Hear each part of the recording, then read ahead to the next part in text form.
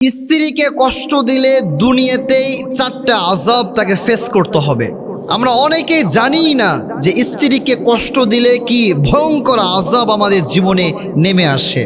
যদি কোনো পুরুষ এটা জানতো যে স্ত্রীকে কষ্ট দিলে, স্ত্রীর সাথে খারাপ ব্যবহার করলে, স্ত্রীকে আঘাত দিলে কি পরিমাণ আযাব নেমে আসে, কি পরিমাণ আযাব ফেস করতে হয়, আমার মন বলছে পৃথিবীতে এমন কোনো স্বামী খুঁজে পাওয়া যেত না যে স্বামীটা তার স্ত্রীটাকে আঘাত দিয়ে কথা বলতো, যে স্বামীটা তার স্ত্রীকে কষ্ট দিয়ে কথা বলতো। স্ত্রীকে কষ্ট দিলে, আঘাত দিলে দুনিয়াতেই যে 4টা আযাব নেমে আসে তার ভিতরে নাম্বার 1 যে আযাব, সেটা হচ্ছে রিজিক থেকে আল্লাহ তাআলা বারাকাগুলো আল্লাহ তাআলা তুলে নেবেন। নাউজুবিল্লাহ পড়েন। আপনি দেখতে পাবেন যে অনেক টাকা ইনকাম করছেন, আপনি দেখবেন যে আপনার অনেক বেশি আর্ন হচ্ছে, কিন্তু আপনি এই অনেক টাকার ভিতরেও আপনি কখনো বরকত খুঁজে পাবেন না, আপনি কখনো বরকত খুঁজে পাবেন না। এবং আপনি বুঝতে পারবেন ওই সময় যে আপনার এই টাকা দিয়ে আপনি খুব বেশি একটা লং টাইম কোনো কিছুই করতে পারছেন না। এবং এটা কেন হচ্ছে? এটা হওয়ার 1 নাম্বার কারণ হচ্ছে আপনি আপনার স্ত্রীর সাথে খারাপ ব্যবহার করছেন, আপনি আপনার স্ত্রীকে আঘাত দিয়ে কথা বলছেন। আপনি আপনার স্ত্রীর সাথে যখন আঘাত দিয়ে কথা বলছেন, কষ্ট দিয়ে কথা বলছেন, আল্লাহ তাআলা আপনার রিজিক থেকে বারাকাগুলোকে তুলে নিচ্ছেন। নাউজুবিল্লাহ পড়েন। তাহলে যদি আপনি আপনার স্ত্রীর সাথে খারাপ ব্যবহার করেন, কষ্ট দিয়ে কথা বলেন, আঘাত দিয়ে কথা বলেন, 1 নাম্বার যে আযাবটা ফেস করতে হবে সেটা হলো রিজিক থেকে বরকত উঠে যাবে।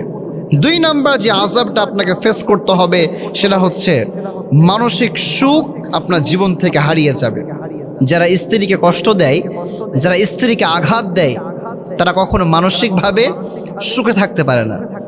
এটা আপনি খেয়াল করবেন যে কেউ একজনকে কষ্ট দিবে এবং সে নিজে ভালো থাকবে, ইটস ভেরি ইম্পসিবল, এটা অসম্ভব, এটা কখনোই সম্ভব নয়। এটাই দুনিয়ার সিস্টেম। এবং আল্লাহ তাআলা সব গুনাহ মাফ করে, কিন্তু যে মানুষের মনে আঘাত দেয়, যে মানুষের মনে কষ্ট দেয়, আল্লাহ তাআলা এই মানুষের মনে আঘাত দেওয়া, মানুষের মনে কষ্ট দেওয়া গুনাহকে আল্লাহ তাআলা কখনোই মাফ করে না। কারণ হক হচ্ছে 2 প্রকার। সবাই বলেন তো ভাই, কয় প্রকার? 2 প্রকার। একটা হচ্ছে হকুল্লাহ, মানে আল্লাহর হক, নামাজ পড়া আল্লাহর হক, রোজা রাখা আল্লাহর হক। আপনি যদি আল্লাহর হক নাও আদায় করেন, এরপর আল্লাহ তাআলা আপনাকে চাইলে মাফ করেও দিতে পারে। কিন্তু 2 নাম্বার যেটা হকুল ইবাদ, মানুষের হক, বান্দার হক, এটা যদি আপনি নষ্ট করে ফেলেন, ওই বান্দা, ওই বান্দি যতদিন পর্যন্ত আপনাকে মাফ না করবে ততদিন পর্যন্ত কিন্তু আপনি মাফ পাবেন না। এজন্য বলবো, খবরদার স্ত্রীকে আঘাত দিয়ে, কষ্ট দিয়ে কখনো কথা বলবেন না। আল্লাহ প্রত্যেকটা হাজবেন্ডকে বোঝার তৌফিক দান করুন, আমিন। 3 নাম্বার, স্ত্রীকে কষ্ট দিলে যে আযাবটা আপনি ফেস করবেন সেটা হচ্ছে আপনি কখনো ইবাদতের মধ্যে কোনো প্রশান্তি খুঁজে পাবেন না। আপনি ইবাদত করবেন ঠিক, কিন্তু ইবাদতের মধ্যে স্বাদ খুঁজে পাবেন না। আপনি নামাজ পড়বেন, কিন্তু নামাজে আপনার মন বসবে না। আপনি জিকির করবেন, কিন্তু জিকিরের মধ্যে আপনি স্বাদ খুঁজে পাবেন না। আপনি যে কোনো ভালো কাজ করেন না কেন, আপনি কোনো ভালো কাজের মধ্যে স্বাদ খুঁজে পাবেন না। এটা হচ্ছে স্ত্রীকে কষ্ট দেওয়ার 3 নাম্বার আযাব। 4 নাম্বার যে আযাবটা আপনি ফেস করবেন, এই 4 নাম্বারটা খুব গুরুত্বপূর্ণ এবং খুব ভালোভাবে আমাকে শুনতে হবে। 4 নাম্বার যে আযাবটা আপনি ফেস করবেন সেটা হচ্ছে, যদি আপনি আপনার স্ত্রীকে কষ্ট দেন, যদি আপনি আপনার স্ত্রীকে আঘাত দেন, তাহলে দেখবেন যে আপনি যেখানেই যাবেন, যে অবস্থাতে থাকবেন, কোনো জায়গাতে আপনি সম্মানিত হতে পারবেন না। যেখানেই যাবেন সেখানেই দেখবেন আপনি বেইজ্জতি হবেন, সেখানেই দেখবেন আপনি লাঞ্ছিত হবেন। কোন জায়গাতে গিয়ে আপনি ইজ্জত পাবেন না, সব জায়গাতে আপনাকে বেইজ্জতি করবেন একজন। তিনি কে? কারণ আছে। নবীজি বলেছেন, যে স্বামী আল্লাহ তাআলার কাছে ভালো হতে চায়, সে স্বামী যেন আল্লাহ তাআলার কাছে ভালো হওয়ার আগে তার স্ত্রীর কাছে ভালো হয়। যদি তার স্ত্রীর কাছে ভালো হতে পারে, ওই স্বামীটা আল্লাহ তাআলার কাছেও ভালো। আর যদি কোনো স্বামী তার স্ত্রীর কাছে ভালো না হয়, তাহলে সে আল্লাহ তাআলার কাছেও কিন্তু ভালো হতে পারবে না। আর যে আল্লাহ তাআলার কাছে ভালো হতে পারবে না, সে কি কখনো আল্লাহ তাআলার ব্লেসিং, মার্সিং কি পাবে? কখনোই পাবে না। যখন আল্লাহ তাআলা কাউকে ভালোবাসবেন, তখন আল্লাহ তাআলা ফেরেশতাদেরকে অ্যাড্রেস করে বলতে থাকেন, যাও, আমি আমার পৃথিবীর উমুকের ছেলে উমুককে ভালোবাসি, তোমরাও তাকে ভালোবাসা শুরু করে দাও। সুবহানাল্লাহ পড়ে।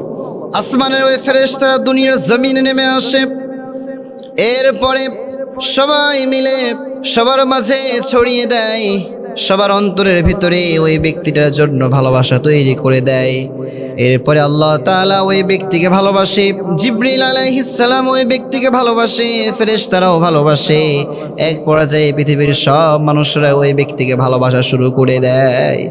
আর যখন আল্লাহ তাআলা কাউকে ভালোবাসে না, তখন জিবরিল আলাইহিস সালাম তাকে ভালোবাসে না।